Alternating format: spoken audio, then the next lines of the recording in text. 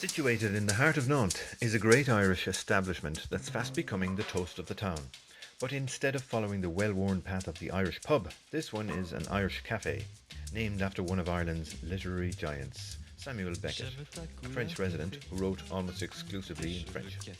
The highly popular and influential guidebook Petit Fouté describes Beckett's canteen as a wee chunk of Ireland in the heart of Nantes, a joyful melting pot where everything is homemade and absolutely delicious.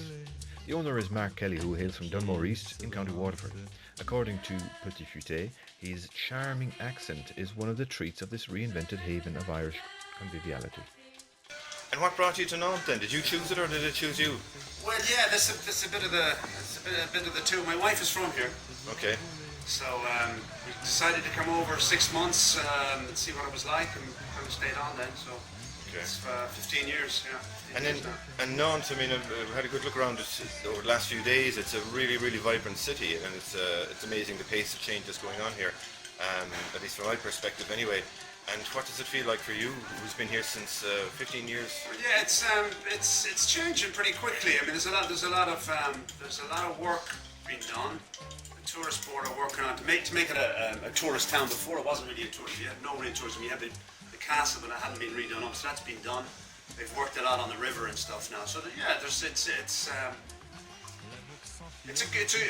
not a huge town. I think the tourist board are always saying that it's their idea to sell a bigger town that it is, but it's kind of got a small town kind of feel to it. The people are, you meet the same people kind of continuously. So that's a good kind of point on it. It's a bit kind of Irish style in that sense. You do see the same crowd, a lot. Yeah. Which is Okay. good. All right, which is good, is it? That's a good thing. Feels a bit It is, more 'cause like the French are very loyal towards something. If they like something, they come very often. Yeah. That's been kind of good for us, like, so Okay. obviously the more they come, the better. And so you were saying you started with another guy from Limerick initially. Yeah, I started with a guy called Barry Elverton. So the Yeah. idea was to kind of put in a pub style with a restaurant. Kind of quickly, after a year, 2 years, it was difficult. Starting off was difficult. It was before. Now it's not that it's any easier now, but advertising is easier now with a lot of the social media and stuff. You can get through to people a lot quicker. It doesn't mean that you're going to work better. If your thing is good, obviously it's going to work better. Yeah. And at the time, we were literally working on word of mouth, so it was slow starting off. It started okay, but it wasn't that easy. And is there a big Irish community here, or do you have much to do with them? There's not a lot. Over the last 10 years, people come, they don't stay that long. It's difficult to get in here. There's not a lot of work. Yeah. People come over, maybe the husband is French and he's working, bring over the wife, whatever they try. I've seen a good few come over, but not an awful lot who stayed over. And those who stay, they tend to go out to the outside of Nantes, Vignoble around there. Prices in Nantes have gone up so much now that the centre of town is it's in accordance with a lot of the cities of its size in Europe. It's not that cheap. But outside of the city, you can still get a house or still reasonable. And then in terms of setting up the company, when you started with an Irish guy, a lot of people, there's an image out there, there's an idea out there, I suppose, that it's very hard to set up a business in France and that there are an awful lot of difficulties to get over. Did you find that? Yeah, there's, as in anywhere, there's rules. Yeah. They do like the rules, they do like their paperwork, they do like to add on a lot of stuff. But it's not insurmountable. Yeah. It just has to be done. There's no way around it. The simplest thing, you have to pass another form, a dossier, and thing. At the start, we thought, this isn't going to work. You tend to be running around circles thinking, but in the end, it seems to be that they have their system in place, and you kind of gotta follow it. If your thing gets off the ground, which is not that easy here because they have a lot of rules starting off, then it gets easier. Okay. You have the accountancy side of it, you have the business side of it. It's different over here that your accountant is kind of working for the state and for you in a sense. He kind of controls, it's a kind of an auto control. You don't say to the accountant, look, this is what we've done, are we going to pay tax? Okay. Or here you pay it as you go along, and the accountant is keeping an eye basically on you that everything is in place. So it's kind of an auto control. It's not a bad system. Yeah. If your thing is working, I think it's okay. But it is they do tend to kind of nail you a little bit if you're making anything. Kind of thing. Okay. But it's, you know, we've done okay. We've been here now. The restaurant's about 10 years. Yes. So, And what kind of food do you serve now? well, what we called it when we started out, it was kind of a world food. When we started off, we wanted to do something that not everybody was doing. Wanted to have a very, very simple products, very simple, a lot of sauce. There's a little bit of Asian, there's a bit of French, a bit of Italian, a bit of everything. Everything's homemade. You know, pesto, then we do wok, we do our own sauce, we do our own cheesecakes, crumble, chocolate cake, stuff like that. But just pretty simple food. But you know, we've only one beer. We stick with the same beer. It's a Belgian beer. We have 3 or 4 wines by the glass, a couple of organics. We have 5 or 6 other wines by the bottle, a few whites. Not a huge selection. A couple of Irish whiskies, a couple of Scottish. You know, just not a mass. Just try and keep it as compact as possible. We only open for lunch, one night for dinner. We keep everything, you know, price-wise. We're pretty low price-wise. And in your own background, then, are you a trained chef? No. No, I work more in the bar end of it in Ireland. My parents had, but still have. My mum is still alive. My brothers and sisters So yeah, I didn't do an awful lot of kitchen work over there. When I got over here, well, I was always cooking, but never professionally. So then when I got over here, I said, well, you know, we're gonna have to try and do something. So it came okay. You know, we did a bit of this and bit of that. You know, now it's just go all right. And so you trained to be an architect, or you dreamed of No, being an architect? yeah, well, that was the idea at the start. I did a couple of years down in Bishopstown, in Cork, start of the 80s, and then kind of gave that up after 2 years. Travelled around a good bit back to Ireland in the summertime. I did I have a sister down in Australia, stayed there a bit, Thailand, India, the States a bit. So we came here, as I said, 99, 2000, so 15 years here now, 3 kids. Okay. So, yeah. And was France a place that you always kind of wanted to go, or was it Not at all, funnily enough, no. I was in France. We came to France when we had the Interrail thing. And everywhere we went in France, there seemed to be police everywhere.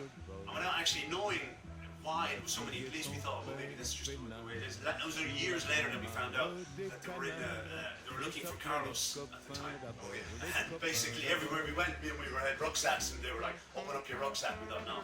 So France, although we seemed to be beautiful, but an awful lot of, Spain seemed to be a little bit more laid back. But yeah, very nice. And so you just kind of ended up here essentially. Yeah, we came. As I say, we came here. We wanted to start a family. And working in Dunmore at the time was a bit difficult. With the 6 months you're going at it, hammering tongs kind of thing. So we decided to come over here, stay 6 months, and we got a job with another Irish guy at a pub down in town. Worked with him for a couple of years, 3 years. Mulligan's pub down there, and then.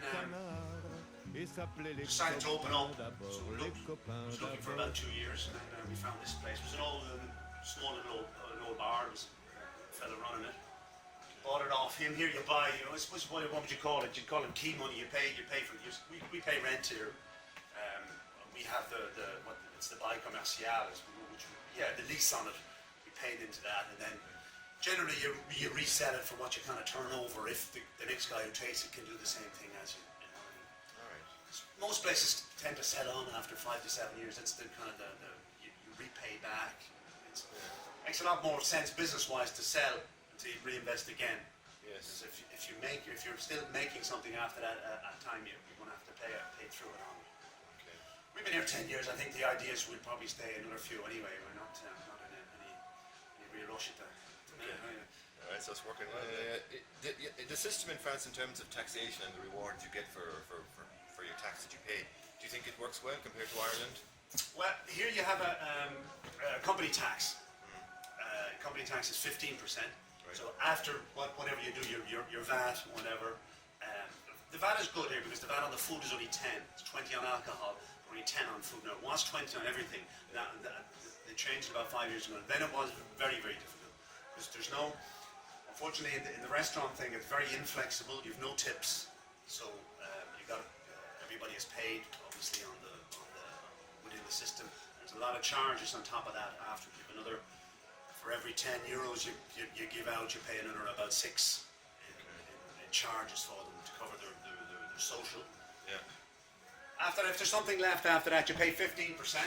Yeah. Now, if you want to take that, then you got to pay another 45% on top of that for the charges, so that you either declare it as a preem for the owners or whatever, which makes it you're going to end up paying about 50% at the end of the day. You're not going to get really away with any less than that. Yeah. In a restaurant, there's not a whole lot of stuff you can put through. You can get a car, but getting a car, it has to be a commercial. Yeah. So if you've got a family, there's no point kind of thing. They do. You can get a petrol allowance and stuff like that. I suppose it all depends on how the business. I think if the business is working okay, you can do okay. But you've got to keep an eye on everything. You got to keep an eye on all the costs very, very closely. At the end of the year, you got to make sure that they're not gone too. But I mean, in terms of the tax you pay out and what you get back compared to Ireland, or did you work that much in Ireland? Well, I did, but France, the social aspect of it is very good. The doctors, the hospitals are very, very good. Public transport, terrific. Je me lève That's the low et je te area. bouscule. Town is in very, very good Tu shape. te Very clean. réveilles pas It's very, very proactive. comme d'habitude. Sur toi, je remonte le drap. I think over here that you really need to live within the social aspect of it as well. In Ireland, you do your job, you pay your taxes, but you tend to pay a lot more on the private side of it. The public transport isn't as good, so you're paying out more in taxis. You're paying out, certain things like that. Over here, you've got to use what's there. You've got to use the library. They've got fantastic libraries. It brings down the price of everything. I think you probably make a bit more in Ireland, but over here, maybe at the end of the year, you've a little bit left. I don't know. It's been a while since I've been over there. During the boom, it gone mad over there, but I think now it's kind of settled. And it's good over here. We close for the whole month of August. We're on for 1st of August to the end of August. Where do you go? Back to Ireland for 2 weeks, and then generally somewhere for either Spain or Nantes and Waterford. And are you a hurling fan? A bit, yeah. Being a hurling fan from Waterford is a bit, I know. a bit sad. And then finally, what are the best thing about living in France, and what's the worst thing about living in France? I suppose the best thing about living here is living here. Yeah. No, friends, it depends what you're looking for. When we arrived here, we were looking for, to start a family. We want to, it's really laid back. It's an open town, very nice. It's a lot of light. The river, beaches are not too far. Food-wise, very good. The market is very good. Towards a lot of fish, a lot of vegetables. Around this area. As you move down towards the south, it's a bit more style, a bit more cars. They say there's a lot more meats involved. Up here, it's a lot lighter, and it's a lot. That's good here. There's everything. The music is here if you want. There's clubs. There's some good pubs. Some good restaurants. It's not Paris, but at the same time, it's pretty good. I don't think you've ever really thinking about the worst side of it. I mean, I suppose if you're thinking about what's awful, there are things that are annoying.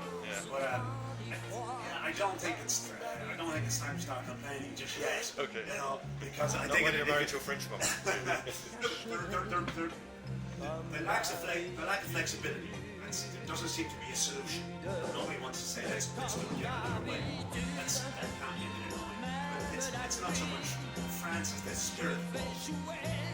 It seems to be. I don't think we can do that. Eventually there is a way. Over here they tend to go against something for so long by the time that they say, in fact, it's not a bad idea. It's we behind the rest of the world. The recycling, like that, without any good reception. Our heart and soul. And, you know, they probably be better than the Swedes in their 10 years, but they have that tendency to, no, we want to change, we want to change. The likes were the same 10 years ago, it's like, now there's psychopaths everywhere. It's almost like, you know, you're almost afraid of the bikes now. You know, because no one's a good town to be over there. I mean, Ireland's funny across the way as well. Like we go back to this. You know, it's just one to the place. You know, not really missing for anything. Stage. States of day where we kids off the holidays.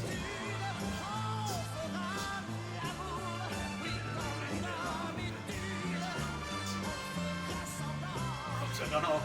See what the plan is like. Yeah.